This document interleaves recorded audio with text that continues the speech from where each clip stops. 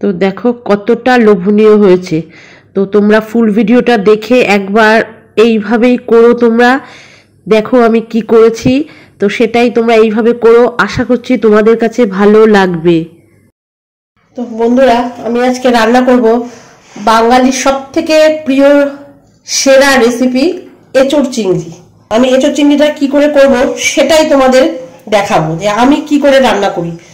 তো এখানে একটা মশলা করব শুকনো, তো নিয়ে নিলাম ধনে, তারপরে জিরে, কয়েকটা গোলমরিচ আর শুকনো লঙ্কা। এটাকে আমি একটুখানি ভেজে নেব। এই মশলাটাকে কিন্তু তোমরা সংরক্ষণ করার জন্য কিন্তু যদি একটু বেশি হয়ে যায় কিংবা কেউ সংরক্ষণ করতে চাও তাহলে এর মধ্যে একটুখানি নুন দিয়ে দেবে। নুন দিয়ে রাখলে এটা রাখা যাবে।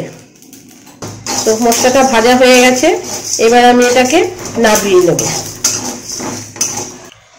ওই কড়াইটার মধ্যে আমি জল দিয়ে দিলাম, আর এই জলের মধ্যে দেব আমি হলুদ আর একটু কাশ্মীরি লঙ্কা।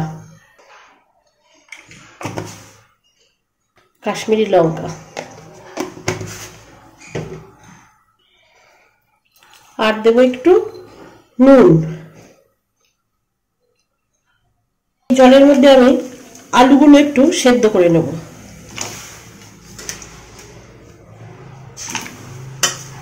দিয়ে দেবো আমি ধনের গুঁড়ো 1.5 চামচ, 1 চামচ জিরের গুঁড়ো,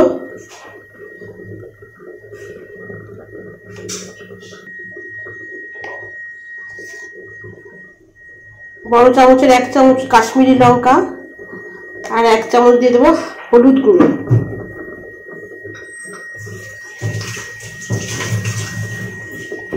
এবার এটাকে আমি জলের মধ্যে কিছুক্ষণ ভিজিয়ে রাখবো। আলুটা আমার 80% সেদ্ধ হয়ে গেছে, এবার আমি তুলে নেব। এই জলের মধ্যেই আমি দিয়ে দেবো এঁচোড়গুলো। এঁচোড়গুলো সেদ্ধ করে নিলে আঠাটাও কিন্তু তোমার এখান থেকে আঠাটাও সেরে যাবে আর টেস্টটাও ভালো আসবে। ঢাকা চাপা দিয়ে দিলাম, গ্যাসের ফ্লেমটাও হাই করে দিলাম। তো এঁচোড়টাও আমার 80% সেদ্ধ হয়ে গেছে, এবার আমি এটাকে নামিয়ে নেব। গ্যাসটা অফ করে দিলাম।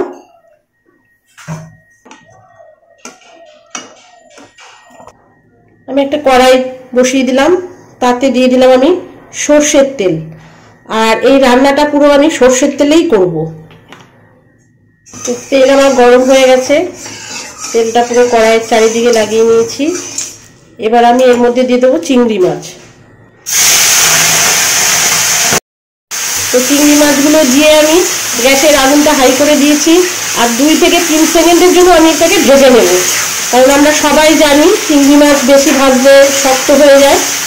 তো আমার মাছ ভাজা হয়ে গেছে, এবার আমি তুলে নেব।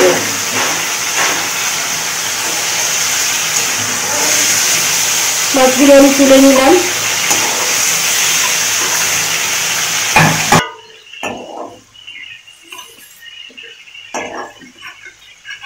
এই তেলের মধ্যে এবার আমি আলুগুলো ভেজে নেব।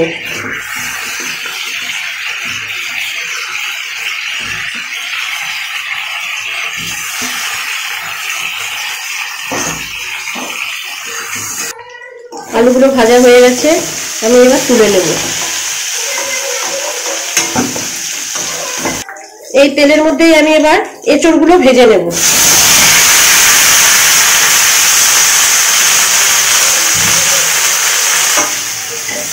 এঁচোড়টা আমার ভাজা হয়ে গেছে, এবার আমি এঁচোড়টাকে নামিয়ে নেব। আবারও কড়াইয়ের মধ্যে দিয়ে দিলাম আমি সর্ষের তেল। ফোড়নে আমি দিলাম গরম মশলা, গোটা জিরে, লবঙ্গ, এলাচ।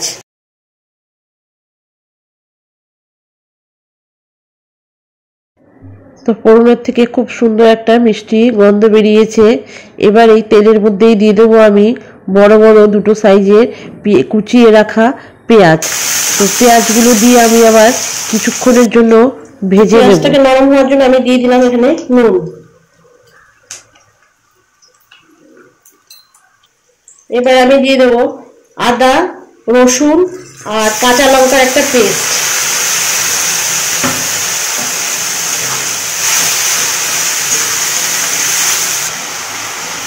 এবার আমি দিয়ে দেবো বাটির মধ্যে যে মশলাটা করে রেখেছি ওই মশলাটা, হলুদ, জিরে গুঁড়ো, ধনের গুঁড়ো আর কাশ্মীরি লাল লঙ্কা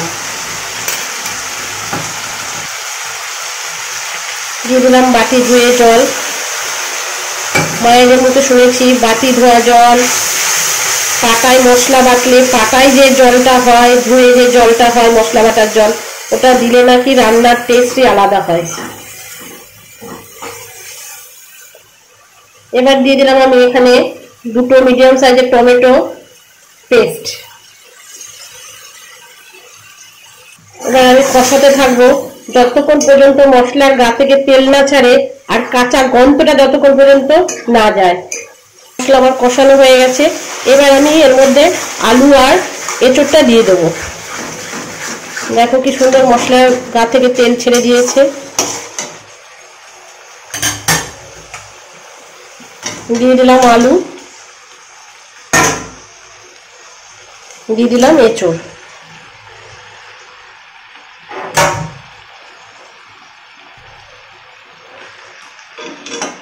এবার আমি মশলার সাথে পুরো মিশিয়ে নেব।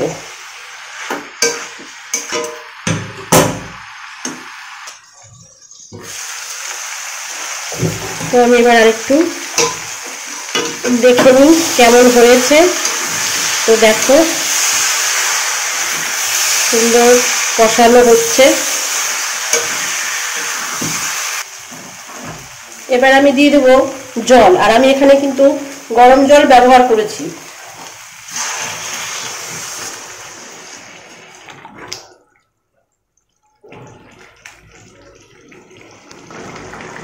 তো আমি এবার ঢেকে দিলাম।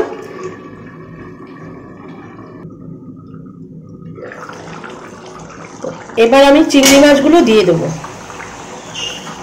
তো আগে থেকেই তো এঁচোড় সেদ্ধ করা ছিল, আলুও সেদ্ধ করা ছিল, আবার ভেজেও নিয়েছি, তো সবই সেদ্ধ হয়ে গেছে। এবার আমি চিংড়ি মাছটা দিয়ে একটু ফুটিয়ে নেব।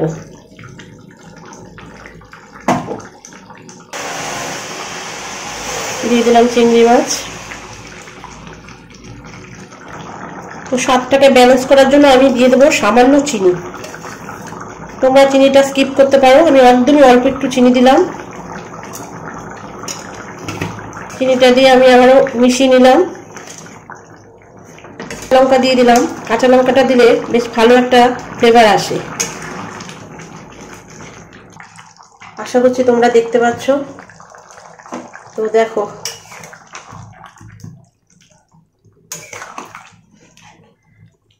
তো একদম আমার রান্নার শেষ পর্যায়ে চলে আসছি। এবার আমি সব মশলাগুলো দেবো যেগুলি ড্রাই রোস্ট করেছিলাম, আর একটু দেবো গরম মশলা, যেই মশলাটা করেছি আমি, ধনে গুঁড়ো, জিরের গুঁড়ো, শুকনো লঙ্কার গুঁড়ো, ওটা। আর দিয়ে দেবো আমি গরম মশলা। এখানে আমি শাহি গরম মশলা ব্যবহার করছি।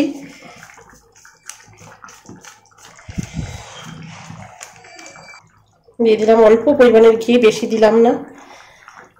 তো আমার আজকের সবথেকে বাঙালি সেরা রেসিপিটা কেমন লাগলো?